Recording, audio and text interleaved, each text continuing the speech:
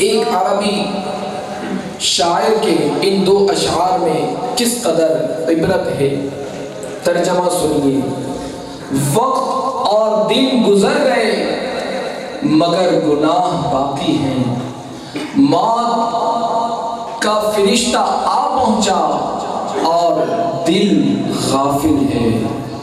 تجھے دنیا میں ملنے والی نعمتیں دھوکا اور تیرے لیے باعث حسرت ہیں، اور دنیا میں دائمی یعنی ہمیشہ باقی رہنے والی راحتیں پانے کا تصور تیری خام خیالی یعنی غلط فہمی ہے۔ میرے محترم اور پیارے اسلامی بھائیوں، معلوم ہوا کہ موت کے آنے سے پہلے ملک الموت علیہ السلام اپنے قاصد بھیجتے ہیں۔ بیان کردہ 3 قاصدین کے علاوہ بھی احادیث مبارکہ میں مزید قاصدین کا تذکرہ ملتا ہے۔ چنانچہ مرض، کانوں اور آنکھوں کا تغیر یعنی پہلے نظر اچھی ہونا پھر بعد میں کمزور پڑ جانا، اور سننے کی طاقت کی درستی کے بعد بہرے پن کی آمد بھی موت کے قاصد ہیں۔ ہم میں سے بہت سے لوگ ایسے ہوں گے جن کے پاس ملک الموت علیہ السلام کے قاصد تشریف لا چکے ہوں گے، مگر کیا کہیے اس غفلت کا، اگر سیاہ بالوں کے بعد سفید بال ہونے لگتے ہیں، حالانکہ یہ موت کا قاصد ہے، مگر بندہ اپنے دل کو ڈھارس دینے کے لیے کہتا ہے یہ تو نزلے کی وجہ سے بال سفید ہو گئے ہیں۔ اسی طرح بیماری جو کہ موت کا نمایاں قاصد ہے، مگر اس میں بھی سراسر غفلت برتی جاتی ہے، حالانکہ بیماری ہی کے سبب روزانہ بے شمار افراد موت کا شکار ہوتے ہیں۔ مریض کو تو بہت زیادہ موت یاد آنی چاہیے کہ کیا معلوم جو بیماری معمولی لگ رہی ہے وہی مہلک صورت اختیار کر کے آن کی آن میں فنا کے گھاٹ اتار دے، پھر اپنے روئے دھوئے دشمن خوشیاں منائے، اور مرنے والا موت سے غافل مریض منو مٹی تلے اندھیری قبر میں جا پڑے۔ اب مرنے والا ہوگا اور اس کے اچھے برے اعمال۔ میرے محترم اور پیارے اسلامی بھائیوں، الحمدللہ ہم مسلمان ہیں، اور مسلمان کا ہر کام اللہ تعالی اور اس کے پیارے حبیب صلی اللہ تعالی علیہ وآلہ وسلم کی خوشنودی کے لیے ہونا چاہیے، مگر بدقسمتی سے ہماری اکثریت نیکی کے راستے سے دور ہوتی چلی جا رہی ہے۔ شاید اسی وجہ سے ہمیں طرح طرح کی پریشانیوں کا سامنا ہے۔ کوئی بیمار ہے تو کوئی قرض دار، کوئی گھریلو ناچاکیوں کا شکار ہے تو کوئی تنگ دست و بے روزگار، کوئی اولاد کا طلبگار ہے تو کوئی نافرمان اولاد ہونے کی وجہ سے بیزار۔ الغرض ہر ایک کسی نہ کسی مصیبت میں گرفتار ہے۔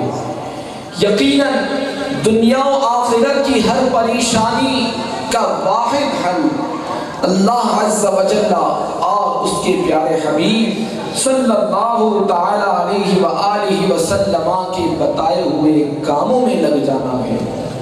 مسلمانوں کے لیے سب سے پہلا فرض نماز ہے، مگر افسوس کہ ہماری مسجدیں ویران ہیں۔ یقیناً نماز دین کا ستون ہے، نماز اللہ تعالیٰ کی خوشنودی کا سبب ہے، نماز سے رحمت نازل ہوتی ہے، نماز سے گناہ معاف ہوتے ہیں، نماز بیماریوں سے بچاتی ہے، نماز دعاؤں کی قبولیت کا سبب ہے، نماز سے روزی میں برکت ہوتی ہے، نماز اندھیری قبر کا چراغ ہے، نماز جنت کی کنجی ہے، نماز مومن کا نور ہے، نماز میرے پیارے پیارے آقا صلی اللہ تعالی علیہ وآلہ وسلم کی آنکھوں کی ٹھنڈک ہے، نماز پل صراط کے لیے آسانی ہے، نمازی کو رسول اللہ صلی اللہ تعالی علیہ وآلہ وسلم کی شفاعت نصیب ہوگی۔ بے نمازی سے اللہ عز و جل ناراض ہوتا ہے، جو جان بوجھ کر ایک نماز بھی چھوڑ دیتا ہے اس کا نام جہنم کے دروازے پر لکھ دیا جاتا ہے۔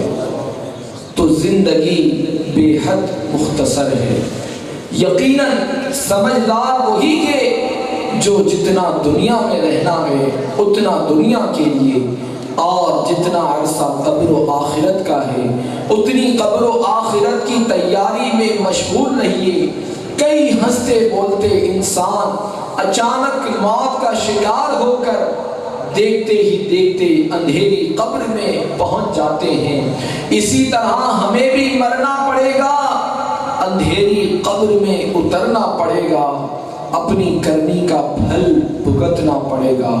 حدیث پاک میں یہ قبر روزانہ پکار کر کہتی ہے، اے آدمی کیا تو مجھے بھول گیا؟